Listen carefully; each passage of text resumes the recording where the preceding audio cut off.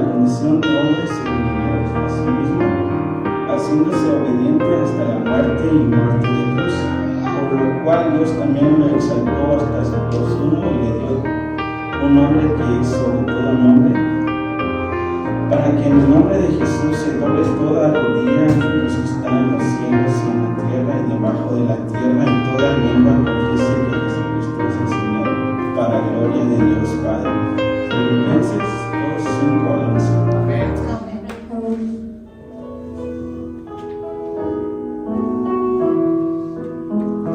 Tú dejaste tu trono y corona por mí, al venir a Belén a nacer. Mas a ti no fue dado el entrar al mesón, y en pesebre te hicieron nacer. Alabanzas celestes los ángeles dan, en que rinden al Verbo loor. Mas humilde viniste a la tierra, Señor, a dar vida al más vil pecador. Siempre pueden las zorras sus cuevas temer, y las aves sus nidos también. Mas el Hijo del Hombre no tuvo lugar en el cual reclinara su sien. Tú viniste, Señor, con tu gran bendición, para dar libertad y salud. Mas por odio y desprecio te hicieron morir, aunque vieron tu amor y virtud. Alabanza sublime los cielos darán, cuando vengas glorioso de allí. Y tu voz en las nubes dirá: ven a mí, que hay lugar junto a mí para ti. Gloria a Dios.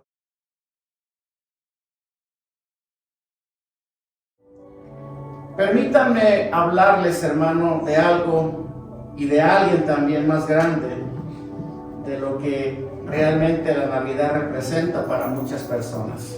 Amén. Hay una base bíblica que nos puede dar una pauta clara, quizás visualizar un poco lo que representa esta celebración y el por qué y de dónde nació esta intención. Amén. En Juan 3:16, la palabra del Señor dice, en Juan 3:16, dice: porque de tal manera amó Dios al mundo, que ha dado a su Hijo unigénito, para que todo aquel que en Él cree no se pierda, mas tenga vida eterna. Hermano, de aquí surge la intención de un Dios tan, pero tan amoroso, tan, pero tan compasivo, tan lleno de amor y de gracia. El enviar el medio, el único medio, el único, porque no habrá, no ha habido, no habrá, ni hay, ni habrá jamás otro medio de salvación. Amén.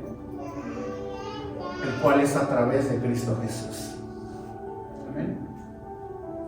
Por cierto, hermano, esta celebración que muchos celebran en esta época, en estos días, ¿qué es lo que estamos celebrando? ¿Verdad? El nacimiento de nuestro Señor Jesucristo. El día que Él nació. Y de los párrafos del 10 al 11 que hemos leído, el escritor Lucas, a grandes rasgos, resalta dos elementos muy importantes que sobresalen en la vida de todo el mundo, bueno, vamos a usar esta hipérbole, de todo el mundo, porque claro está que aún hasta en la actualidad hay personas, hay grupos, quizás razas, que no celebran este acontecimiento, lo cual pues se respeta, ¿no? Muchos no celebran porque no creen, pero eso para los que no creen ya es otra historia. Nosotros creemos que este acontecimiento viene de acuerdo a las palabras del escritor Lucas, cuando él cita dos de los elementos que aún en los incrédulos, aún en todos esos grupos existentes sobre la faz de la tierra, también experimentan, el cual es el gozo y la paz. Amén. La paz que esta temporada trae. Irónico, ¿verdad? Mucha gente que no cree en Dios aún pone su arbolito en su casa. Aún se dan regalos en estas fechas. Esto nos dice que quizás algo más grande que la Navidad se ha manifestado en el mundo. Esa necesidad, ese vacío interno que existe en las personas, que en una fecha como tal quizás viene a representar para ellos un escape de alivio, un poco de paz, y también los hace objetos de gestos bondadosos de otras personas. Amén. Donde también participan de alguna manera. Porque esta es una celebración que ha invadido al mundo entero. Los que ya conocemos el trasfondo de todo esto, pues ahora lo hacemos de una manera distinta como lo hace el mundo, ¿verdad? Tiene más sentido para nosotros. ¿Amén? Pero antes de continuar, hermano, para darles un poco de trasfondo de todo esto, estos hechos, estos acontecimientos sucedieron dentro de un marco político durante el reinado de Herodes, rey de Judá, en base a la Biblia. Amén. De hecho, por cierto, de los 4 evangelios existentes en el Nuevo Testamento, solamente 2 de ellos narran el nacimiento del Señor Jesús. 2 de ellos solamente, el cual es Mateo y Lucas. Pero ¿por qué los otros 2 no? No, si se dan cuenta, ni Marcos ni Juan hacen mención del nacimiento de Jesús. ¿Y por qué los otros 2 evangelios, que aunque sí lo narran y sí lo presentan en cada uno de esos libros, por qué es narrado en cierta manera de diferente forma, ¿no? Bueno, tendrá que ver con que quizás, por ejemplo, Mateo está más enfocado durante la narración del nacimiento de Jesús en presentar el cumplimiento de las escrituras para los judíos, o sea, era otra audiencia. Mateo enseña más y está enfocado más en la enseñanza al pueblo judío, mientras Lucas, que es el libro que hemos nosotros seleccionado para presentarles este mensaje y el cual también venía contenido en el video que pusimos, va más enfocado hacia el pueblo gentil, hacia pues la gente que no pertenece, ¿verdad?, a la ciudad de Judea, de Jerusalén, sino que son personas que vienen de otros ámbitos, donde también existe la misma necesidad de un Salvador. ¿Amén? Entonces, para continuar, eran tiempos de hostilidad de acuerdo a la Escritura, cuando sucedieron todas estas cosas. Precisamente fue cuando el ángel Gabriel fue enviado por Dios a una ciudad en Galilea llamada Nazaret, ¿verdad? Hermano, la historia cuenta que en esa región había una mujer cuyo nombre era María, como lo vimos en el video. Por eso les digo, el video me va a aventajar mucho hoy. Ya no tengo que entrar mucho en detalles. Es más, muchos de ustedes ya los conocen. María, la cual dice la palabra que estaba desposada con José de la casa de David, pero sin estar juntos todavía.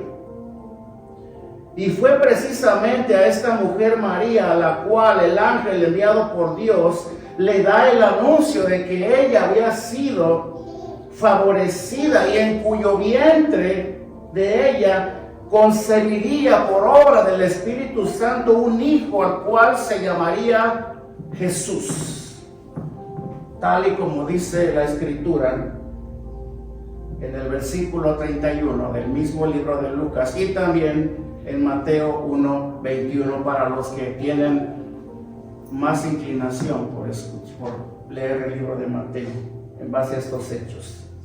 Entonces María fue una mujer única en este caso.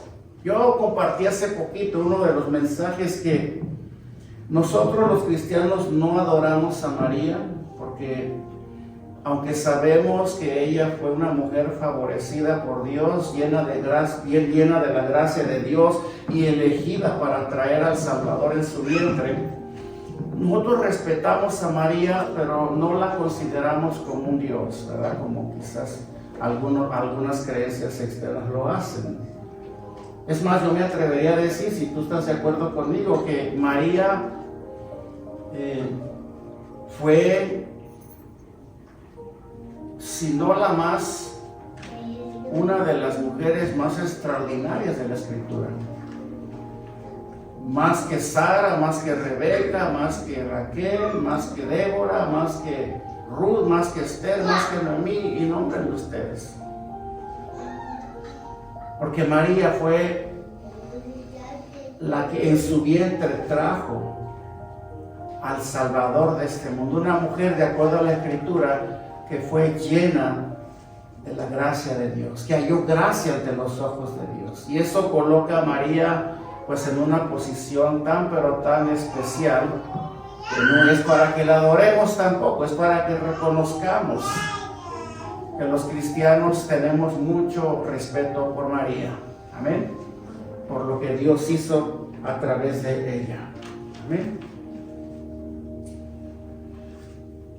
A pesar de su sorpresa, dice la palabra que cuando el ángel Gabriel se le apareció y le dio este anuncio, ella en su sorpresa quizás no se lo esperaba. Con una exclamación final, María demuestra ser la mujer por la cual había sido elegida por Dios. Pero porque aún sin entenderlo, quizás aún sin tener todos los elementos que ella iba a necesitar para aceptar, para poder digerir ese anuncio que el ángel le había traído, ella era una mujer noble, humilde. Por lo tanto, sus palabras en el versículo 38 fueron: hágase tu voluntad, hágase la voluntad de Dios en mi vida. Amén. Pero para tal acontecimiento, hermano, Elizabeth, pariente cercana de María, ya había sido preparada de antemano para dar a luz al que sería el precursor de la llegada del Salvador, que fue ¿quién? Juan el Bautista. Ya Dios ya estaba preparando todo, ya lo había preparado todo. Había que levantar a alguien que fuera el encargado de anunciar la llegada del Mesías, el Mesías tan esperado por muchos, pero también tan rechazado por otros también. Él fue enviado por Dios. ¿Quién? Juan el Bautista, con la misión de preparar camino para la llegada de Jesús, para la llegada de Jesús a este mundo. Ahora, la Biblia dice, hermano, que fue precisamente en el tiempo cuando estos acontecimientos se estaban llevando a cabo, cuando se promulgó un edicto por parte de Augusto César, allá en el versículo 1 del capítulo 2, ¿verdad? un edicto el cual mandaba que todo el mundo fuese empadronado. Jerusalén era una ciudad muy transitada, porque ahí se celebraban las fiestas más importantes del pueblo de Dios, celebraciones que se llevaban a cabo de una manera anual. Por lo tanto, llegaba gente de todas partes. Había mucho turismo, ¿verdad? Y fue precisamente durante ese ambiente de aglomeración y de multitudes, gente a las afueras del templo y en las calles, cuando se levanta este edicto de que todos fueran empadronados. Inclusive María, ya estando encinta, tuvo que regresar, dice la palabra, con José a la ciudad de David en Belén, por cuanto José, dice la Biblia, que era de la casa y familia de David.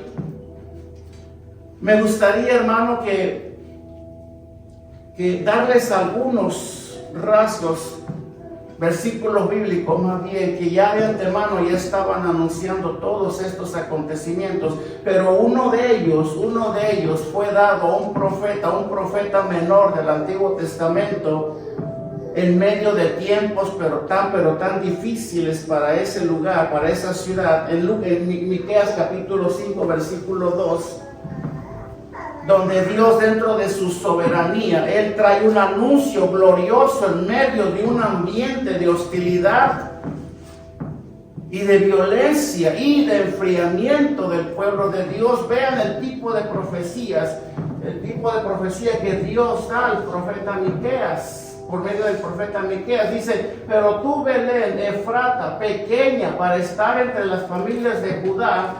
Fíjense la promesa. Esto no sucedió en el Nuevo Testamento, no se anunció por primera vez en el Nuevo Testamento, se anunció desde antemano, desde los antiguos profetas. Dice: de ti me saldrá el que será Señor en Israel, y sus salidas son desde el principio, desde los días de la eternidad. En el contexto del capítulo 9 de Isaías, Dios, a través del profeta, de igual manera promete la llegada de un rey, de un Mesías, el cual tendría un reino perdurable y eterno, en comparación con otros reinos que se levantaron durante las épocas pasadas, donde todas ellas, por medio de un rey elegido por Dios, y muchas veces no elegido por Dios también, pues tenía un principio y un fin. Pero Dios promete la llegada de un rey, que es Jesús, que sostendrá un reino eterno, un reino en el cual todos los que hemos creído hemos llegado a formar parte de ese reino, así como el Señor Jesucristo lo dijo: no temáis, manada pequeña, porque a vuestro Padre os ha placido daros el reino. Amén. Y fue allí, hermano, fue allí precisamente donde, acuérdense, María ya estaba encinta, donde se cumplieron los días de su alumbramiento, que no teniendo dónde dar a luz y sin haber lugar para ellos en el mesón, un mesón, acuérdense, eran tiempos de turismo. Era una ciudad muy turística, por lo tanto había lugares que se llamaban mesones, donde todos los turistas que venían de afuera a las celebraciones del templo, pues rentaban, pagaban hospedaje en esos lugares. Pero dice la palabra que justamente en esos tiempos, cuando le llegó el alumbramiento, el tiempo del alumbramiento de María, todos estaban llenos, no había lugar para ellos en ninguno de esos lugares, sino que lo único que pudieron encontrar fue un lugar prestado, y de acuerdo a la escritura, un lugar en un establo, donde, como muchos ya saben, donde se criaban, se alimentaban y se cuidaban toda clase de animales, entre ellos vacas, caballos, asnos, camellos, a lo mejor, yo no sé.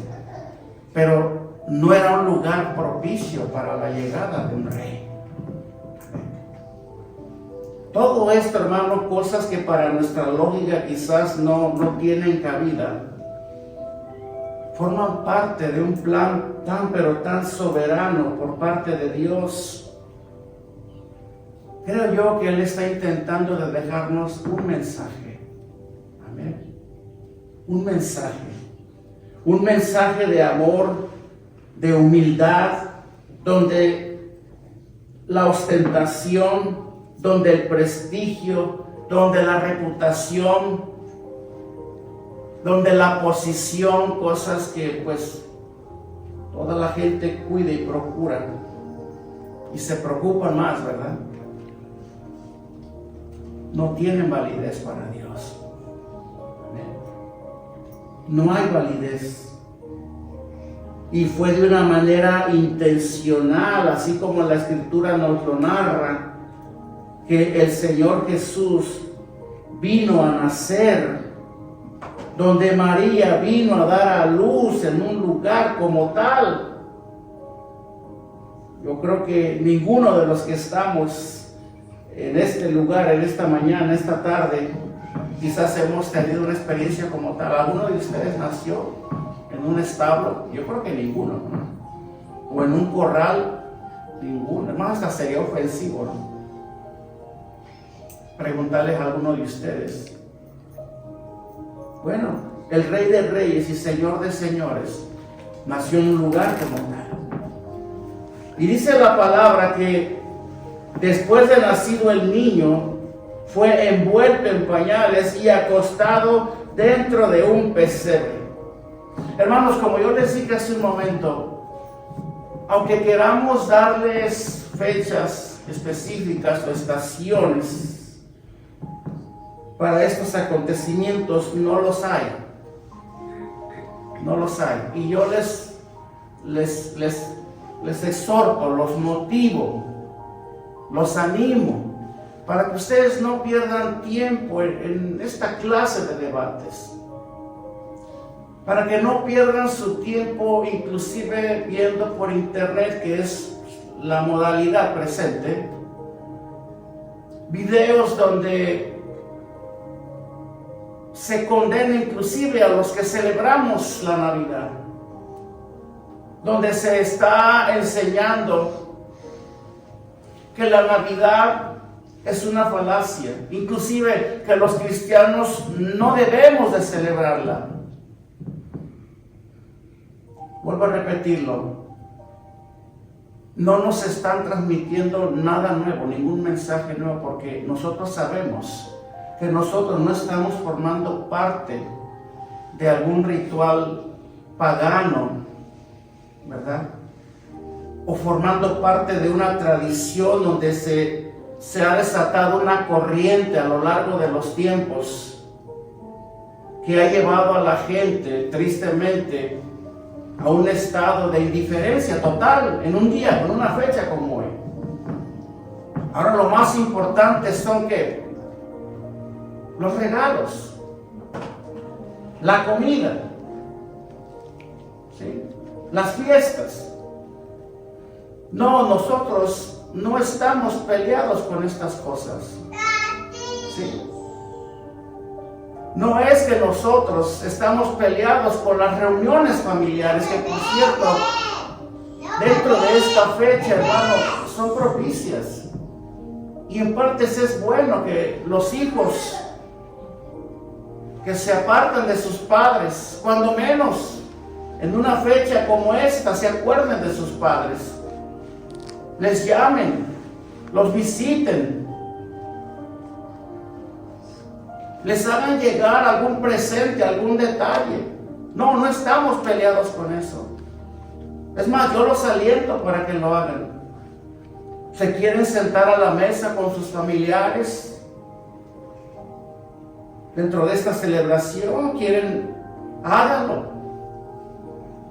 Pero nunca pierdan el verdadero motivo de esta celebración. Eso es con lo que nosotros sí estamos peleados. No es que vamos a ponernos a ver videos donde están intentando desacreditar un acontecimiento tan pero tan glorioso como este, diciendo que la Navidad no es verdad, que no existe, que los cristianos estamos condenados. Si celebramos la Navidad, que poner el arbolito, que poner las luces. Bueno, yo no puse este arbolito, este ya estaba aquí. Pero no estamos peleados con él. Yo tengo uno en mi casa. Me gusta ver las lucecitas. Me recuerda cuando era niño. Compartes conmigo lo mismo, ¿verdad? La ilusión que teníamos de niños, de todas estas cosas. Y ahora con más razón que sabemos que esto no representa nada. Esto representa una tradición con la cual no estamos peleados o dispuestos a negar rotundamente. No. Lo que nosotros, nuestro deber, nuestra misión, no es que no celebres, sino que celebres con el motivo correcto, con la motivación correcta. Que te acuerdes que esto tiene un significado para ti, especialmente si ahora dices que eres creyente. Amén. Isaías 7:14, veamos lo que dice. Ya voy avanzando con el mensaje. Dice la palabra, Isaías 7:14. Los que tienen Biblia, hermano, por favor, vayamos a Isaías 7:14.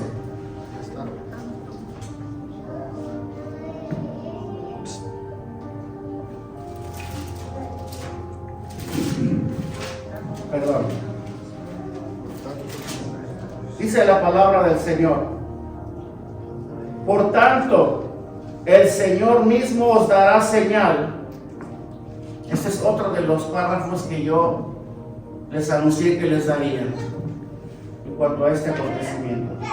He aquí que la Virgen concebirá y dará a luz un niño y llamará su nombre Emmanuel, que significa Dios con nosotros. Hermano, desde el profeta Isaías, siglos atrás, aún desde antes del nacimiento del personaje, uno de los personajes principales dentro de esta historia, que fue María, ya se estaba anunciando, ya se estaba escribiendo la historia. Amén. Por lo tanto, hermano, hay base bíblica para creer que Jesús nació, que Jesús vino al mundo, y de la forma en la que Él vino y de lo que este acontecimiento representa para nosotros. Ciertamente, hermano, el anuncio del advenimiento físico del niño que nos había de nacer fue dado en una de las expresiones más hermosas de la Escritura, donde el mismo profeta Isaías, en el contexto del párrafo que acabamos de leer, da otro contundente anuncio de la llegada del Mesías prometido, que llegaría siglos después. Isaías 9:6 dice, veamos lo que dice: porque un niño nos es nacido, hijo nos es dado, y el principado sobre su hombro. Y repita conmigo todos en voz alta: y llamará su nombre Admirable, Consejero, Dios fuerte, Padre eterno y Príncipe de paz. Una de las cosas, hermanos, que a mí más han motivado mi vida, y lo repito, han motivado mi vida, es saber lo que yo y lo que tú también tenemos en Jesús. Todas estas cualidades, ministerios o fuentes de ayuda, que como tú lo quieras llamar, están a nuestra disposición. ¿Sí? Porque éramos muy buenos, ¿no? Porque a Dios le plació.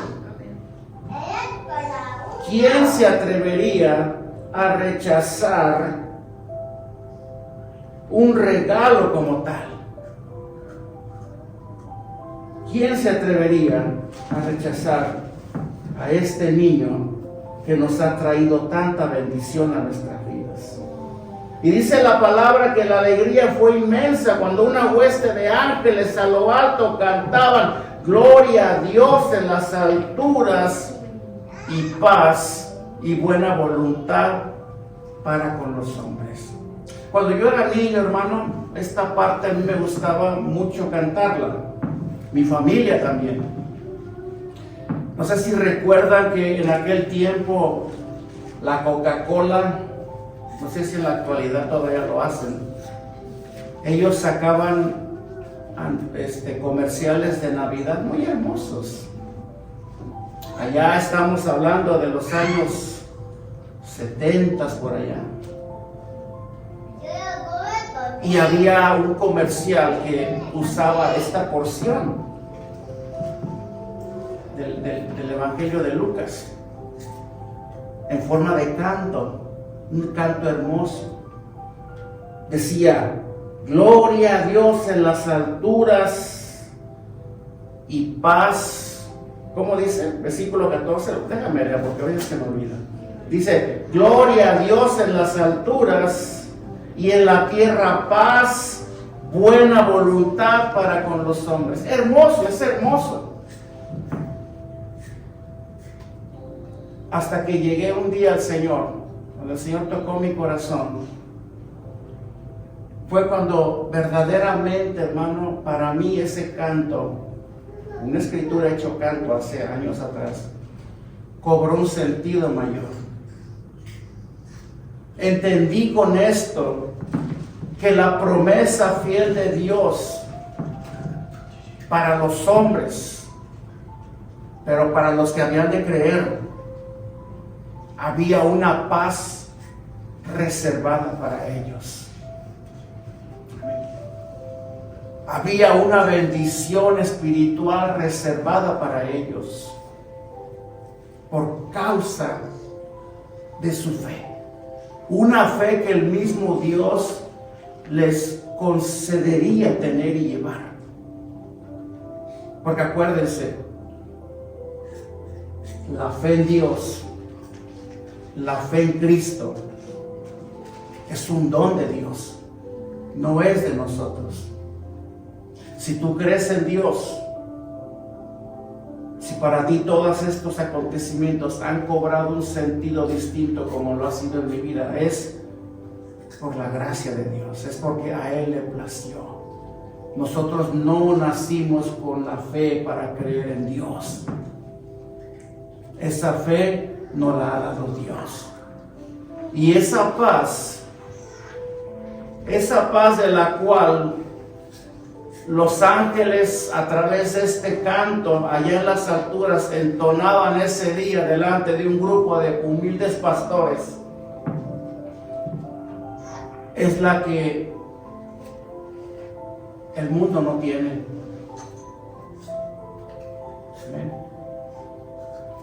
Porque si algo le falta a este mundo, es paz. ¿Estamos de acuerdo? Por eso dentro de los ministerios de Jesús, en el libro de Isaías capítulo 9, versículo 10, el que acabamos de poner, el profeta describe a Jesús como el príncipe de paz. Esa paz prometida, hermano. Esa paz anunciada por los ángeles es la que vendría a nosotros. La que vino desde aquel entonces tras esta promesa sobre la vida de aquellos que algún día, que en algún momento, en algún lugar de sus vidas, llegarían a confesar a Jesucristo como el Hijo de Dios, como el medio que el Padre ha concedido para que nuestros pecados fuesen perdonados. Y esa paz verdadera que solamente el príncipe de paz puede dar, vendría sobre nosotros. Porque la palabra de Dios dice que ahora nosotros, los que hemos creído, y aclaro una vez más, los que hemos creído, paz tenemos para con Dios. Porque lo único que nos roba la paz es nuestro alejamiento con Dios. Amén.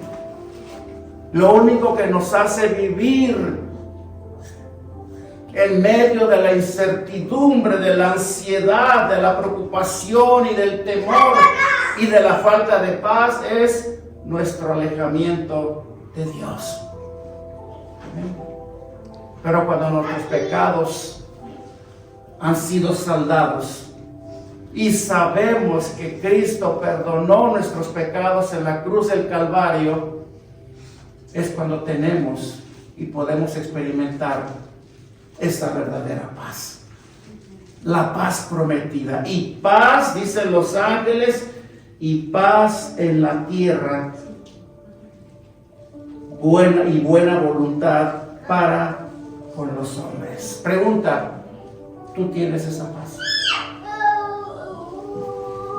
Quisiera hacerte una vez más la pregunta. ¿Acaso tú tienes esta clase de paz? Cuestionémoslo, porque esto es importante. Porque esto es lo que representa en sí la Navidad para nosotros. Que a través del nacimiento del Hijo de Dios ha surgido dentro de nosotros una esperanza y una nueva realidad ha cobrado en nosotros, de que ahora por causa del nacimiento de Jesús hemos vuelto a tener esperanza, la esperanza que el mundo no tiene. Amén. Analicemos un poco, hermano, qué es lo que está detrás de esta celebración, porque muchos lo ignoran. Muchos se han enfocado solamente en lo externo, en lo superficial, inclusive en lo material, intentando obtener quizás cierto grado de apreciación o de aceptación por parte de aquellas personas a las que aman y las que las rodean. Quizás pueden ser familiares, amistades, y todo eso, pues la celebración de acuerdo al mundo pues provee todo esto. Provee quizás una paz superficial, un contentamiento temporal, una aceptación vana,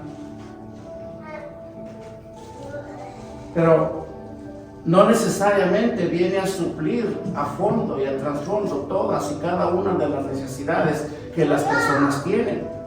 Porque aún hasta la persona que más rechaza a Dios en su corazón tiene esta clase de necesidades. ¿Y quién las va a suplir?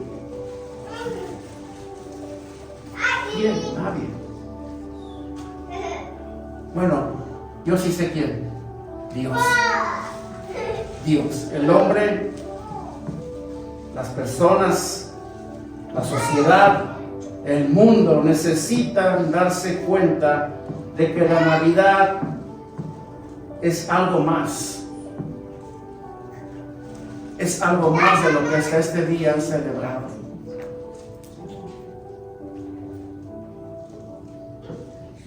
Es darle el sentido que esto de verdad tiene. Cuando esto llega a surgir, llega a suceder en las personas, cuando sus ojos quizás son abiertos o son ya más conscientes de lo que esto es, de la realidad, de lo que es la Navidad, hermano, es cuando muchas cosas comienzan a cobrar un sentido diferente.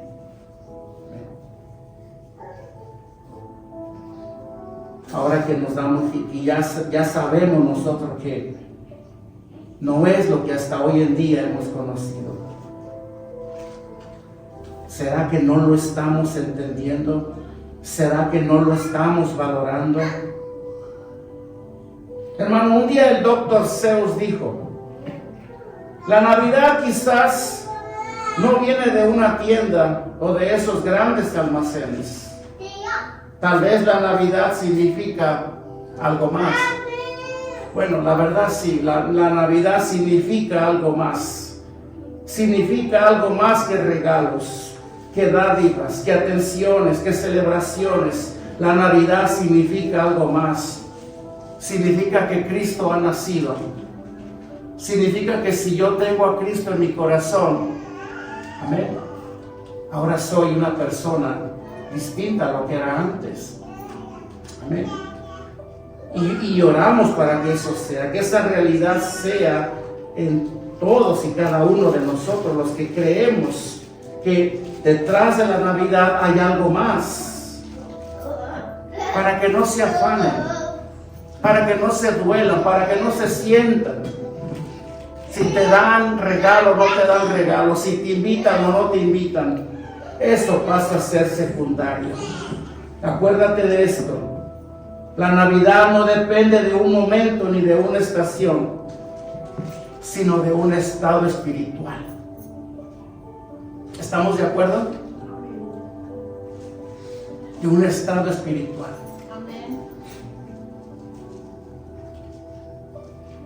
¿No será, hermano, que quizás, por otro lado, la Navidad nos ha venido a mostrar que algo anda mal en el mundo? Sí, hermano, sí. Porque el mundo ofrece una esperanza falsa, la puerta falsa, la puerta angosta, el camino espacioso. El mundo en sí mismo está y estará dirigido hacia la perdición. El mundo cada vez se aleja y se seguirá alejando más de Dios. Esa es la realidad. Un acontecimiento como tal, hermano, nos debe de poner a pensar que ¿será que necesitamos prestar un poco más de atención? ¿Será que necesitamos meditar un poco más en la forma en la que nos hemos estado conduciendo, en la manera en la cual hemos estado viviendo?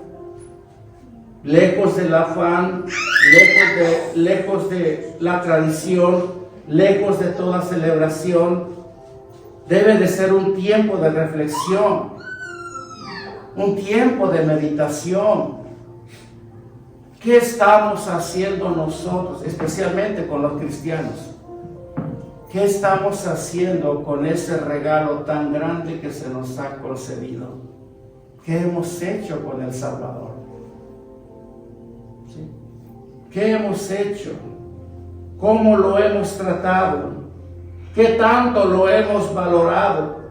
¿Qué tanto significa para nosotros que ese niño nos haya nacido? Aún por encima de la verdad que ya muchos de nosotros conocemos, y no lo dudo, aún seguimos siendo un tanto indiferentes a este acontecimiento. Amén. Mi esposa me recalcaba hoy por la mañana y me decía: acuérdate que la Navidad se trata de Jesús y solamente de Él, y no te desvíes del mensaje. Enfoca a las personas para que entiendan que la Navidad se trata de Cristo, se trata del Salvador, y que los cristianos, como vuelvo a repetirlo, no estamos peleados con la celebración, pero sí estamos en contra de que Cristo sea ignorado en estos días. Amén. Que veamos la necesidad latente de las personas y que nos neguemos a hacer luz delante de personas que no tienen esperanza. Que en fechas como hoy, personas que se deprimen en la depresión, se sumen en la depresión, en la tristeza. No, hermano, no debe de ser así. Hay un regalo más grande y más valioso, el cual Dios mismo nos ha concedido. y está a disposición de todo aquel que cree, así como dice Juan 3:16, porque de tal manera amó Dios al mundo que ha enviado a su Hijo unigénito para que todo aquel que en él cree no se pierda, mas tenga vida eterna. Hermanos, ¿se acuerdan del detalle del pesebre? Un pesebre era un lugar donde alimentaban al ganado. Allí ponían el alimento para el ganado. Eran así como unos contenedores así, a veces eran más grandes, yo no sé, pero ahí se ponía el alimento donde las vacas y el ganado iban y comían. Sucio, maloliente, ese era un pesebre. Ahí fue precisamente donde el Señor Jesús fue puesto, porque acuérdense, no había un lugar donde ponerlo. No había. Una vez salido el bebé del vientre de María, no había dónde ponerlo y lo pusieron ahí. Fíjense bien, el lugar donde él fue puesto, un lugar sucio, precario, pero era todo lo que había. Y esto me recuerda, hermano, y con esto cierro el mensaje. Esto me recuerda, hermano, que precisamente el detalle del pesebre en el cual el niño fue puesto, me hace pensar quizás ese pesebre nos representa a ti y a mí.